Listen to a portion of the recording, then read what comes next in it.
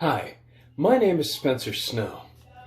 A lot of the computers that we have today are in our pockets, but did you ever consider the fact that the coding that was put into these phones actually stem all the way back and even contain some of the data of the original Super Mario Brothers?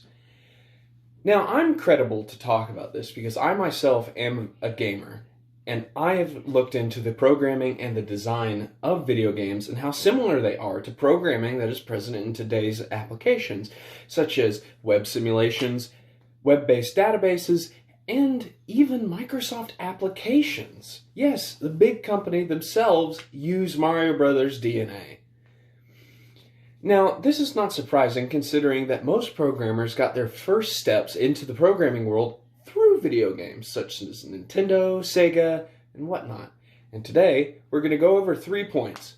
We're first going to go over how video games have affected modern-day computer programming, how video games have affected artificial intelligence, and how video games have helped develop a common coding language for students to use.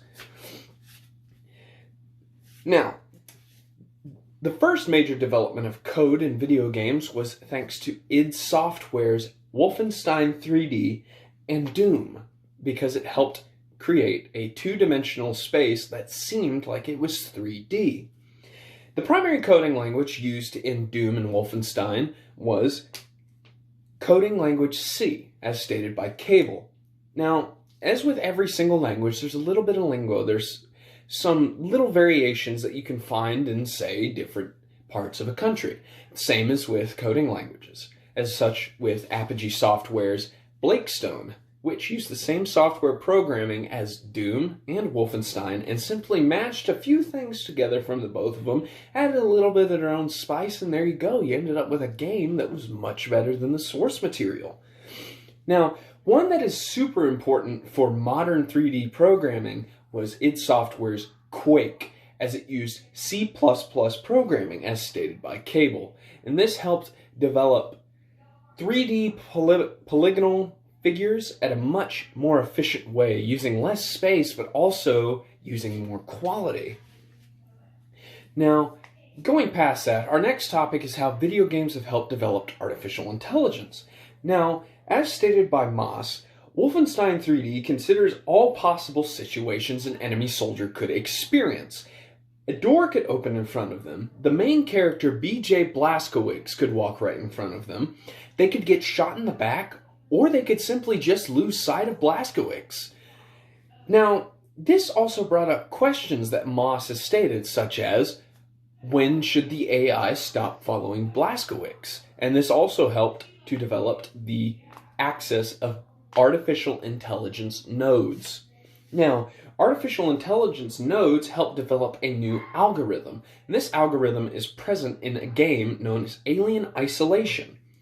There was 2 algorithms that were present, Directive AI and Alien AI. Directive AI was present whenever the player was in the same area as the alien. Alien AI was going on even when the player was not near the alien. This allowed the alien to develop its own sense of self-consciousness, sense of self, and the ability to figure out its surroundings, where each node would allow it to correspond to a different situation. And this was also stated by Moss, that the Directive and Alien AI are made up of complex nodes, sequences getting more complicated and more multi-layered in depth. Now, along with coding in AI, video games also help develop a common coding language. Simply put, if you can develop a video game, you can more than likely develop simpler software that might be present in educational software, such as a math program or a science program. As this article, Computer Science and Gaming, has stated, my take is that I'd like to see people's tastes in those skills in developing education software. And Renton has stated, I always tell my students a good programmer can program anything.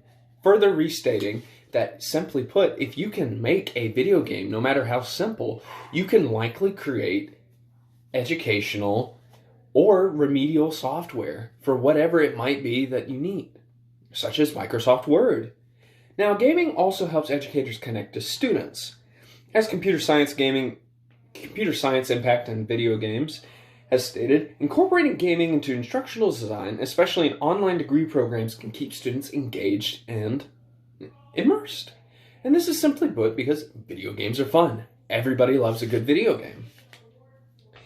Now, Rittenhouse state it is used to engage learners in the core subjects, such as math, physics, English, and art. Because honestly, when's the last time you played a video game that had boring music, boring story, and a short gameplay and terrible graphics? You didn't. It's not a great game if it was.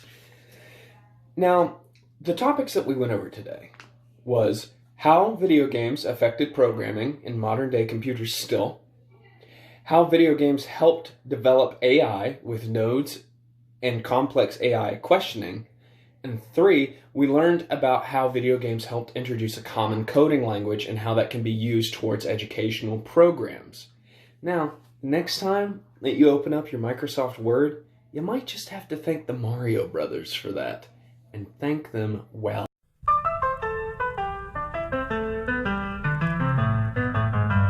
I think he personally did pretty well. It was pretty good. Yeah, it was alright. He probably could have mentioned Doom more.